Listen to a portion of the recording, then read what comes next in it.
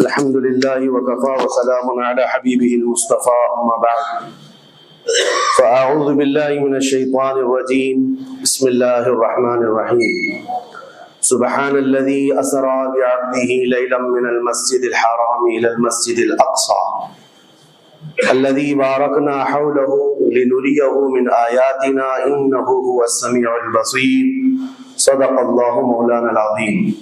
بارگاہ رسالت معاذ صلی اللہ علیہ وسلم میں درود پاک کا ہدیہ پیش کریں۔ اللهم صل على سيدنا ومولانا محمد معدن الجود والكرم وآله وأصحابه الكرام وابنه الكريم وبارك وسلم صلاة دائمة سرمدا أبدا۔ عزیزان گرامی وقار، جن حالات میں آج ہم جمعہ کی نماز ادا کرنے آئے ہیں، دنیا بھر میں قبلہ اول بیت المقدس کے معاملے کو لے کر ایک عجیب ماحول پیدا ہو چکا ہے۔ دنیا دو دھڑوں میں تبدیل ہے آج، اور یقیناً کیوں نہ اثر کرے کہ میرے آقا صلی اللہ تعالی علیہ وسلم نے ارشاد فرمایا، بیت المقدس جس زمین پر آباد ہے، حضور پاک صلی اللہ علیہ وسلم کے فرمان علی شان کا مفہوم ہے سید البقاع، یعنی زمین کا جو سردار علاقہ ہے وہ بیت المقدس کا علاقہ ہے۔ مسجد اقصی جہاں پر آباد ہے اس کو سید البقاع کہا گیا ہے، اور یہ بھی روایت میں ملتا ہے سید الصخرہ، گنبدوں میں اگر کوئی سردار گنبد ہے تو وہ بیت المقدس کے لیے کہا گیا ہے۔ اور قرآن نے یہ فرمایا الذی بارکنا حولہ، مسجد اقصی کے متعلق فرماتا ہے رب تعالیٰ کہ وہ مسجد اقصی جس کے ارد گرد ہم نے برکتیں رکھی لنریہ من آیاتنا، تاکہ ہم اپنی نشانیاں انہیں دکھائیں۔ تو یہ اللہ تبارک و تعالیٰ کی اس مقدس سرزمین جس کو ارض مقدس کہا گیا ہے، نام ہی میں مقدس موجود ہے، اور یہ آج سے نہیں بلکہ روایت میں ہے خانہ کعبہ کی تعمیر کے فوراً بعد حضرت ابراہیم علیہ السلام نے بیت المقدس کی تعمیر فرمائی، اور ہزاروں انبیاء اکرام علیہ السلام کا وہ قبلہ رہا، اور وہ ان کی مرکز عبادت بھی رہا، اور ایک نہیں تقریباً 30,000 کے قریب انبیاء اکرام علیہ السلام مسجد اقصی کے ارد گرد دفن ہیں، آرام فرمائیں۔ جہاں اللہ کا ایک ولی دفن ہوتا ہے وہ برکت کی جگہ ہے، اور جہاں 30,000 نبی دفن ہوں، اور وہ بھی اولو العزم پیغمبر حضرت ابراہیم علیہ السلام، حضرت اسحاق علیہ السلام، حضرت یعقوب علیہ السلام، حضرت موسیٰ علیہ السلام، حضرت زکریا علیہ السلام، یہ سب وہ انبیاء اکرام علیہ السلام ہیں جو رسولان اعظام بھی ہیں، شریعت والے ہیں۔ یہ سب بیت المقدس کے ارد گرد ہیں۔ یہاں پر کچھ بھی اثر ہونا پوری دنیا پر بھی اس کا اثر پڑتا ہے، اور آج ہم دیکھ رہے ہیں جو حالات پوری دنیا میں پیدا ہوئے ہیں، اور چاہے وہ یورپ ہو کہ امریکہ ہو، افریقہ ہو کہ رشیا ہو، عرب ممالک ہو کہ ہند ہو، ان سب کو کچھ نہ کچھ کہنے کی آج ضرورت پیش آ رہی ہے۔ کیوں؟ اس لیے کہ وہ ایسا سینٹر ہے، ایسا تقدس ہے وہاں پر جس میں پوری دنیا انوالو ہو ہی جاتی ہے، اور برسوں سے لے کر وہ جنگ کا میدان رہا، اور حضور پاک صلی اللہ تعالیٰ علیہ وسلم نے بیت المقدس کے لیے کیا فرمایا؟ صحابہ نے جب اس زمین کے بارے میں پوچھا تو میرے آقا نے فرمایا وہ حشر و نشر کی جگہ ہے، حشر و نشر کی جگہ ہے، یعنی قیامت کے قریب سارے لوگوں کو ادھر ہی ہانک دیا جائے گا، اور قیامت وہیں آنی ہے۔ حشر و نشر کی جگہ ہے، حضور پاک صلی اللہ تعالیٰ علیہ وسلم نے فرمایا، اور فرماتے ہیں میرے آقا ہو سکے تو تم جا کر اس میں نماز پڑھ لو، اس لیے کہ اس کی ایک نماز دوسری مسجدوں کی 1000 نمازوں سے افضل ہے۔ یہ مسجد اقصی کے متعلق میرے آقا صلی اللہ علیہ وسلم کا فرمان علی شان ہے۔ پھر صحابہ اکرام نے پوچھا کہ اگر کوئی جا نہ سکے میرے آقا بیت المقدس اور نماز پڑھنے کی اس کو استطاعت نہ ہو وہاں جا کر تو کیا کرے؟ حضور اکرم صلی اللہ علیہ وسلم نے فرمایا کم از کم تیل کا ہدیہ تو بھیج دے تاکہ وہاں چراغ جلانے کے کام آئے۔ یہ حدیث پاک میں ابن ماجہ کی حدیث ہے۔ نبی کریم صلی اللہ تعالی علیہ وسلم کے اس فرمان علی شان کے مطابق میں آج آپ تمامی حضرات سے یہ گفتگو کرنا چاہوں گا کہ میرے عزیزوں، یہ صرف فلسطین اور اسرائیل کا مسئلہ نہیں ہے، یہ اسلام اور کفر کا مسئلہ ہے، اور پوری دنیا کے لیے، پوری دنیا کے لیے اگر وہ حقیقت کی نگاہیں رکھتی ہیں، چاہے وہ کسی بھی قوم سے وابستہ ہو، چاہے وہ کوئی بھی دین اور دھرم سے تعلق رکھتے ہوں، میں ان سے کہتا ہوں اگر اینک تمہارے اوپر جھوٹ کی نہیں پڑی ہے تو آنکھیں کھول کر دیکھ لو ظلم اور بربریت کس جگہ ہے اور حق کے لیے لڑنے والے کون ہیں۔ یہ ہر ایک منصف مزاج آدمی بھی آج پہچان سکتا ہے کہ کون نہتہ مارا جا رہا ہے اور کون سپر پاور طاقت پر کھڑے ہو کر اپنے مظلوم ہونے کا دعویٰ کر رہا ہے۔ ہر دنیا کا انصاف پسند آدمی آج بول سکتا ہے، لیکن یہ دور بھی امتحان کا ہے۔ جتنے کیڑے مکوڑے دل میں بغض و عداوت رکھتے ہیں اسلام کے، وہ ظالموں کے ساتھ کھڑے ہوئے نظر آتے ہیں، آج ظالموں کے ساتھ کھڑے ہوئے نظر آتے ہیں۔ نبی کریم صلی اللہ تعالی علیہ وسلم نے فرمایا مسلمانوں آپ اپنی اوپینین، اپنی رائے کیا رکھتے ہیں یہ بہت امپورٹنٹ ہے، دنیا کیا کہتی ہے اس سے مجھے غرض نہیں، تمہارا تعلق تمہارے نبی پاک کے فرامین سے ہے۔ خبردار خبردار تم کبھی ان ظالموں کی حمایت میں نہ آنا، ورنہ قرآن کہتا ہے وَلَا تَرْكَنُوا، اللہ تعالیٰ فرماتا ہے اس طرف تم توجہ بھی مت کرنا، جھکاؤ بھی مت رکھنا جس طرف ظالم گئے، جس طرف ظالم گئے ہیں اس طرف جھکاؤ بھی مت رکھنا۔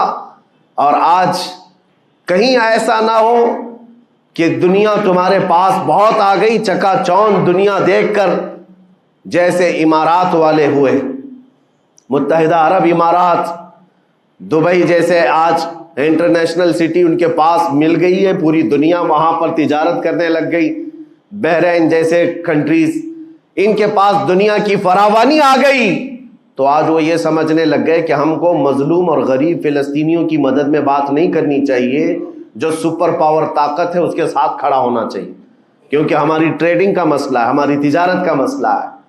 وہ یہ بھول گئے کہ ان کا اسلام کہاں ہے، ان کے آباء و اجداد کی روایت کہاں ہے۔ لیکن میں آپ سے کہتا ہوں ان کے نقشے پر چل کر کبھی اپنی رائے کو بدل نہ دینا۔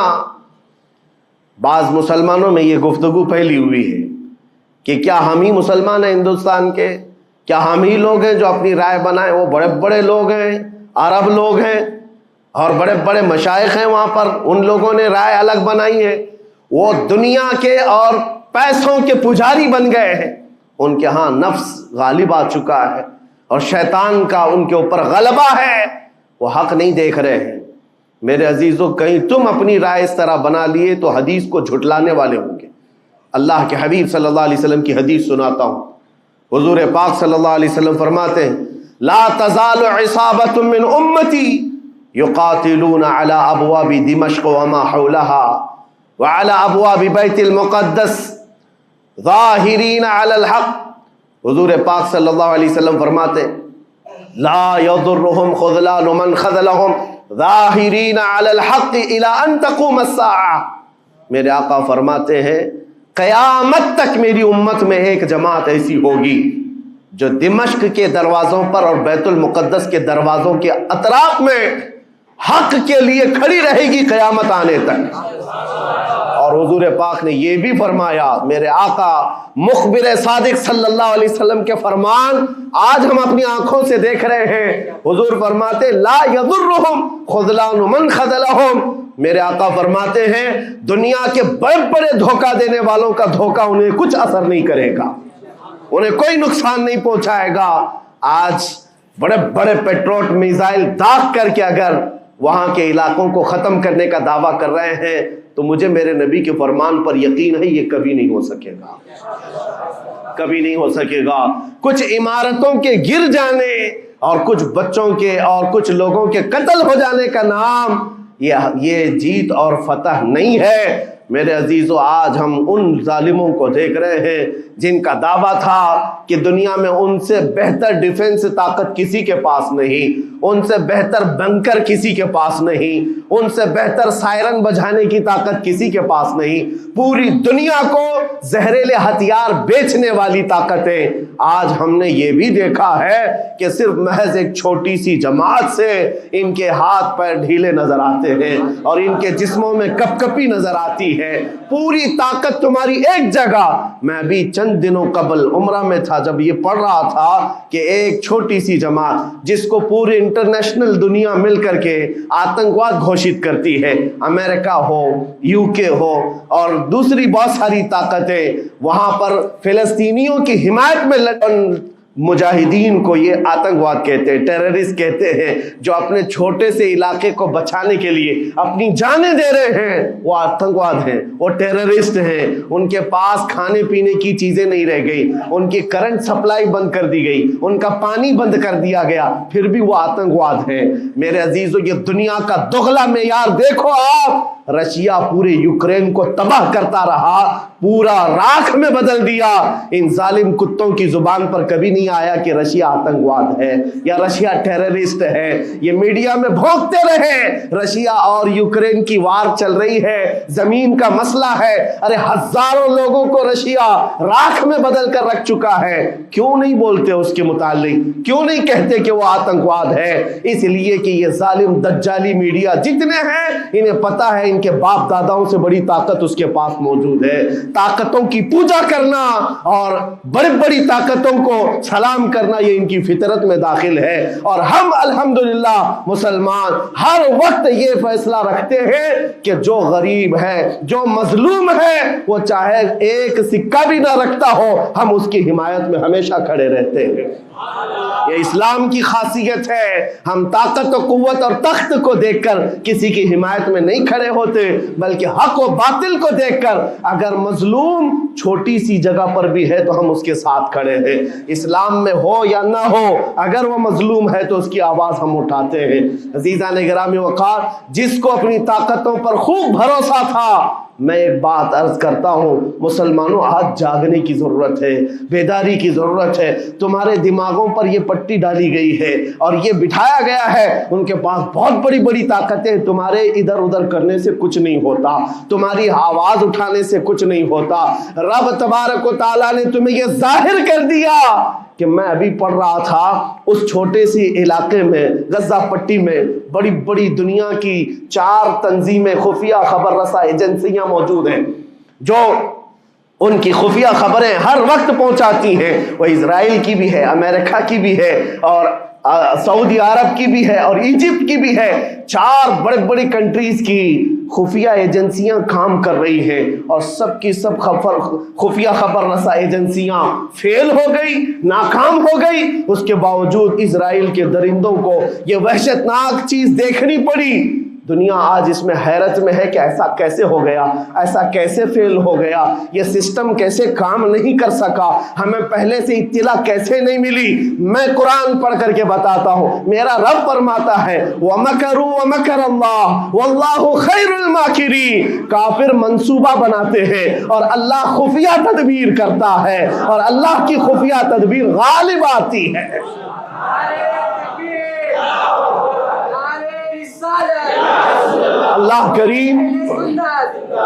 اللہ کریم جب خفیہ تدبیر فرماتا ہے سارے سسٹم فیل ہو جاتے ہیں, دنیا کی طاقتیں ہیچ ہو جاتی ہیں.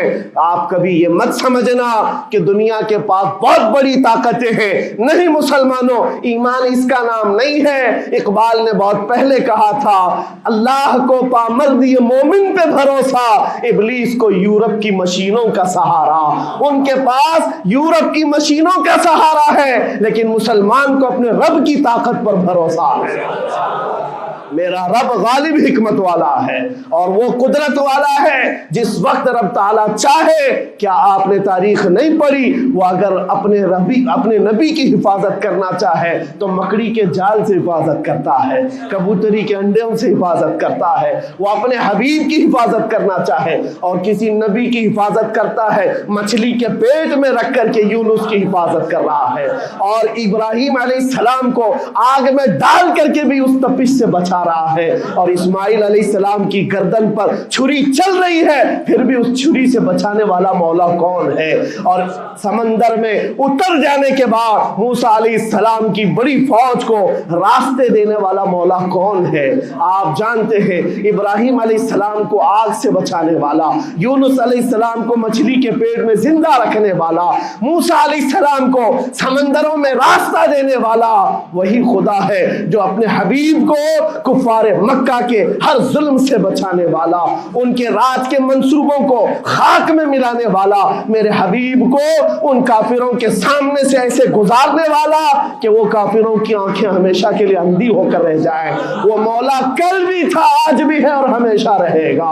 وہ اللہ حی و قیوم ہے، اس کی ذات پر توکل رکھو، یقین رکھو۔ آج دنیا کے ان حالات کو دیکھ کر مسلمانوں کا ایمان اور مضبوط ہو جائے، اور مضبوط ہو جائے۔ آپ یہ سوچتے ہوں گے ہمیں کیا کرنا چاہیے، ہم یہاں بیٹھ کر کیا کریں؟ میں تو اس بات کو کہوں گا آپ واٹس ایپ جہاد میں مصروف نہ رہیں، ادھر کی ادھر چیزیں شیئر کرتے ہوئے گھر میں بیٹھ کر کے رات بھر اپنی مرغن غذاؤں میں اور بستروں پر سوتے رہے نہیں۔ اگر تمہارا دل روتا ہے کسی ایک بچے کی آہ پر تم پہنچ تو نہیں سکتے، لیکن کسی غریب کی ایک درد پر تمہارا دل روتا ہے، اللہ کی بارگاہ میں وہ بھی لکھا جاتا ہے، وہ بھی لکھا جاتا ہے اور تم کو ان کے شریکوں میں شمار کیا جاتا ہے۔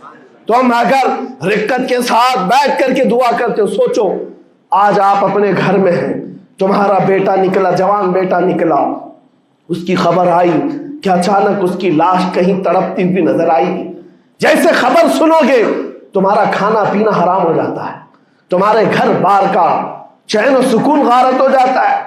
کیا ہوتا ہے جب اپنا ایک جوان بیٹا کہیں کسی حادثے میں انتقال ہونے کی خبر بھی آ جائے، بے چینی اور گھر میں کوہرام مچ جاتا ہے۔ یہ چیز کیوں ہوتی ہے؟ کیونکہ تمہارا تعلق ہے، جسمانی بھی روحانی بھی تعلق ہے اپنے بیٹے سے۔ اور میرے آقا نے فرمایا مثل المؤمن کمثل جسد اذا اشتكى عضو تداعى له سائر الجسد بالسهر والحمى۔ میرے آقا فرماتے ہیں پورے مومن جتنے بھی دنیا میں ہیں، سارے مومنین ایک جسم کی طرح، میرے آقا فرماتے ہیں ایک جسم کی طرح ہیں، اگر ایک عضو کو تکلیف ہو تو پورے جسم میں بخار آ جاتا ہے، ایک عضو کو تکلیف ہو تو پورے جسم میں بخار آتا ہے۔ آج تمہاری کیفیت یہ ہونی چاہیے، جس وقت ان حالات کو دیکھو تمہارا دل روئے، تمہاری بے قراری بڑھ جائے، تمہاری بے چینی بڑھ جائے، اور بارگاہ رب العزت میں گڑ گڑاؤ کہ مولا اگر ہمارے برے اعمال کی وجہ سے، ہمارے گناہوں کی وجہ سے ہمارے بھائیوں پر اگر یہ آفت آئی ہے تو میں توبہ کرتا ہوں، میں باز آتا ہوں مولا، میں اپنی حرکتوں سے توبہ کرتا ہوں۔ آج تمہیں پتہ ہے یہ آج کا حادثہ نہیں، اس دنیا کو میں جتنا کوسوں کم ہے جو دغلی پالیسی رکھتے ہیں، جو ڈبل سٹینڈ رکھتے ہیں، ان کو جتنا بولوں کم ہے، میں ڈرتا نہیں ہوں اس بات پر، لیکن آج دل بھرا ہوا ہے ان مظلوموں کی آواز کو سن سن کر کے، جن کے گھروں پر رات بھر بمباری ہوتی ہے، جن کے شہر کا پورا بادل پٹاخوں سے نہیں میزائلوں سے روشن دکھتا ہے۔ میرے عزیزوں کیسی راتیں وہ گزارتے ہیں، ماں رات کو اپنے بچے کو گلے سے لگا کر سوتی ہے، اس کو یقین نہیں ہوتا صبح تک میرا لال میرے ساتھ رہے گا، انہیں پتہ بھی نہیں ان کے دروازوں پر موت دستک دے رہی ہے۔ 5000 سے زیادہ راکٹ داغ کر کے ابھی بھی ختم نہیں کیا گیا، اور ظلم اتنا ہونے کے بعد حیرت ہوتی ہے اس دگلی دنیا پر میڈیا میں بار بار یہ کہا جاتا ہے ان آتنکیوں کا خاتمہ کیا جا رہا ہے، آتنکوادیوں کو نیست و نابود کیا جا رہا ہے، جن کی زمین پر 70 سال سے قبضہ کر کے بیٹھا ہے، دنیا اس پر کچھ نہیں بولنا چاہتی۔ آپ کو پتا ہے ہسٹری جنہوں نے پڑھا نہیں وہ آج بھوک رہے ہیں، جن کو تاریخ معلوم نہیں ہے وہ ٹپنی دینے کی کوشش کر رہے ہیں، ان کو اپنے باپ داداؤں کی تاریخ نہیں معلوم، یہ فلسطین کی تاریخ پر چل پڑے۔ پتہ ہے 1917 میں صرف 4000 یہودیوں کو رہنے کی اجازت دی گئی تھی، جب یہ پوری دنیا سے مارے مارے گھوم رہے تھے، ان کے لاکھوں یہودیوں کو مار کر ختم کیا گیا تھا۔ اس وقت فلسطین میں 4000 یہودیوں کو پناہ دی گئی تھی، اور یہ 4000 سے بڑھتے بڑھتے بڑھتے پوری دنیا سے ہجرت کر کے آتے رہے، 1948 में इन्होंने अपने मुल्क का ऐलान कर दिया। दुनिया को ये नहीं पता है, आज सब पता है। नक्शा देख देख करके सब शेयर कर रहे हैं। 1970 में इतना था इजराइल, 40 में इतना हो गया, फिर 67 में इतना हो गया, सब शेयर कर रहे हैं। तुम्हारी आदमी किसी के जमीन पर कब्जा करता करता करता पूरा बढ़ गया। अब जो मजलूम थे उनकी अपनी जमीन भी नहीं बाकी, उनकी हुकूमत नहीं है, उनकी एम्बेसी नहीं है, उनका कुछ नहीं, एक शहर लेकर बैठे हैं, वो भी हजम नहीं हो रहा। और मैं ये बातें खुलकर इसलिए कर रहा हूं कि मेरे अपने ओपिनियन ही नहीं है, पूरी दुनिया के अक़वाम मुत्तहिदा यूएनए ने कहा है इजराइल को 1967 में जो तुम्हारा इजराइल था वहां वापस चले जाओ। लेकिन ये दादागिरी ऐसी है कि वो किसी की नहीं मानता, ना यूएनए की, ये सब चीजें दुनिया को मालूम है, फिर भी दुनिया ये कहती है इजराइल अपने डिफेंस में काम कर रहा है, अपने डिफेंस में काम कर रहा है। एक कुत्ते की मौत होती है तो पूरी दुनिया बिलबिलाती है, और यहां रोजाना हजारों फिलिस्तीनियों को कत्ल कर देते हो। तुम कत्ल भी करते हो तो चर्चा नहीं होता, हम आह भी करते हैं तो हो जाते हैं बदनाम। यह हालात आज पैदा किए गए। मैं आप हजरात को यह बात कहना चाहूंगा, ये ईमान के मजबूत करने का वक्त आ चुका है। मेरे आका के फरमान पर यकीन करो, अल्लाह की मदद आती है और आकर रहेगी इंशाअल्लाह। और यह हालात आप देख रहे हैं।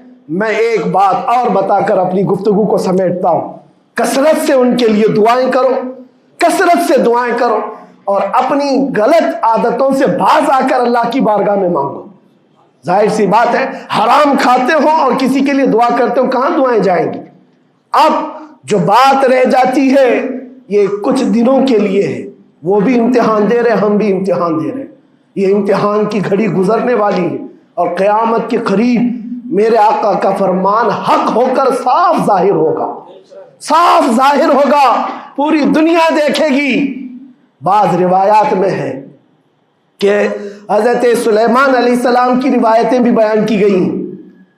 क्या आपने फरमाया कि यहूदियों की एक रियासत कायम होगी और सिर्फ 50 साल के बाद उनकी रियासत के कायम होकर 50 साल के बाद क़यामत की बड़ी निशानियां सामने आ जाएंगी। अब वो हालात आ गए, चंद सालों की बात है। जितना खून बहाया था वो खून खत्म होगा और खूने शहीदा से सुबह बहारा आएगी, और एक दिन पूरी दुनिया देखेगी जब बैतुल मुक़द्दस पर अल्लाहु अकबर की सदाएं गूंज रही होगी और इमाम मेहदी का ज़ुहूर होगा। इमाम मेहदी आएंगे और पूरी दुनिया में सिर्फ और सिर्फ इस्लामी परचम लहराएगा इंशाअल्लाहुल अज़ीज़। मेरे आका सल्लल्लाहु अलैहि वसल्लम फरमाते, क़यामत के करीब तुम देखोगे हर चीज यहूदियों के खिलाफ होगी, हत्ता कि पत्थर भी तुम्हें कहेंगे यहूदी यहां छुपा हुआ है, पत्थर भी कहेंगे। और हुजूर ने फरमाया तो ये होकर रहेगा, होकर रहेगा। इसलिए उनकी ताकतों पर न जाओ, उनकी कुव्वतों पर न जाओ। आज जब एक छोटी सी जमात ने तुम्हारे डिफेंस सिस्टम को ललकार कर रख दिया है, वो वक्त भी आएगा जब खुदाए जलालो जबरूत वाले मालिक खुदा को, अल्लाह करीम को, जब ये दिखाना होगा कि अल्लाह ताला ईमान वालों की कैसी मदद करता है, तो वो दिन भी देखोगे जब कीड़े मकोड़े और हशरात की तरह जालिम हुकूमतें फना हो जाएंगी। इंशाअल्लाह वो वक्त आएगा। लेकिन आप तमाम हजरात अपने दिलों में रिक्कत तारी करें, अपने दिलों में उन गरीबों के लिए, उन मजलूमों के लिए दुनिया क्या भोगती है इसकी तरफ न जाओ। कौन क्या कहता है, इन जालिमों को उनके साथ खड़े होने में शर्म नहीं आती। आपको पता है यहाँ हमारे हिंदुस्तान में भी बहुत सारे आज निकले हुए सोशल मीडिया पर जंग कर रहे हैं और इनको लगता है इजराइल के साथ खड़े। आपको पता है इजराइल एक ऐसी यहूदी रियासत है जो पूरी दुनिया के किसी भी धर्म को नहीं मानते। मुसलमानों के भी वैसी दुश्मन, हिंदुओं के भी दुश्मन, ईसाइयों के भी दुश्मन। इनको पता ही नहीं है, इनको लगता है वो हमारा साथी है, मुसलमानों को मार रहा है तो हमारा साथी। جبکہ وہ صاف انکار کرتے ہیں کہ بتوں کی پوجا کرنے والوں سے ہمارا کوئی رشتہ ہی نہیں. وہ یہودی ہیں. وہ پوری دنیا میں اپنے آپ کے متعلق یہ عقیدہ رکھتے ہیں کہ اللہ نے ہم کو ایک خاص مٹی سے بنایا اور سارے انسانوں کو کچرے سے بنایا, ساری دنیا کو کچرے سے اور جانوروں کے فضلے سے بنایا اور ان کو ایک خاص جنت کی مٹی سے بنایا. اور قرآن میں یہ ذکر موجود ہے. اللہ فرماتا ہے وقالت الیہود نحن ابناء اللہ واحباؤہ. اے محبوب, یہ یہودی کہتے ہیں ہم اللہ کے بیٹے ہیں اور اللہ کے محبوب ہیں. رب فرماتا ہے اے محبوب ان سے کہہ دے اگر تم اللہ کے بیٹے اور اللہ کے محبوب ہو تو مرنے کی تمنا کرو کیونکہ اللہ سے مل جائے. لیکن اللہ فرماتا ہے وَلَن يَتَمَنَّوْهُ أَبَدًا, وہ موت کی ہرگز تمنا نہیں کرتے. یہودیوں کے ہاں جینے کی ہوس بہت ہے اور قرآن کہتا ہے لَوْ يُعَمَّرُ أَلْفَ سَنَةٍ, اگر ان کو 1000 سال کی زندگی بھی دی جائے تب بھی وہ مرنا نہیں چاہتے. یہودی مرنا نہیں چاہتے. یہی تو بات ہے میرے عزیزوں, دنیا میں اور ہم میں فرق یہ ہے وہ کہتے تو ہیں ہم اللہ کے بیٹے اللہ کے محبوب لیکن مرنا نہیں چاہتے. لیکن مسلمان کا بچہ جذبہ شہادت میں نظر آتا ہے. وہ ہمارے نزدیک موت کوئی حادثہ نہیں. ہمارے بزرگوں نے تو ہمیں یہ بتایا ہے کفن کندھے پر لے کر چلنا, موت آئے تو اوڑھ کر سو جانا. یہ نہ سوچنا کہ حادثہ ہوا ہے بلکہ یہ سوچنا ادھر آنکھیں بند ہوئی ادھر زیارت مصطفیٰ ہو گئی, ادھر میرے رب سے ملاقات ہو گئی. مولا کریم کی بارگاہ میں دعا ہے جب تک زندہ رہے عزت اور ایمان کے ساتھ زندہ رکھے. مولا غریب فلسطینیوں پر تو رحم فرما, مظلوم فلسطینیوں کو آزاد فرما. اے کریم ارحم الراحمین, تو نے فرمایا جب بندہ مجھے مصیبت میں پکارتا ہے میں اس کی پکار کو سنتا ہوں. اے مولا آج فلسطینیوں سے زیادہ کون مظلوم ہے, ان سے زیادہ کون مصیبت میں ہے اور تجھ سے زیادہ کون رحم کرنے والا ہے. اے مالک و مولا ان پر رحم کی بارشیں فرما.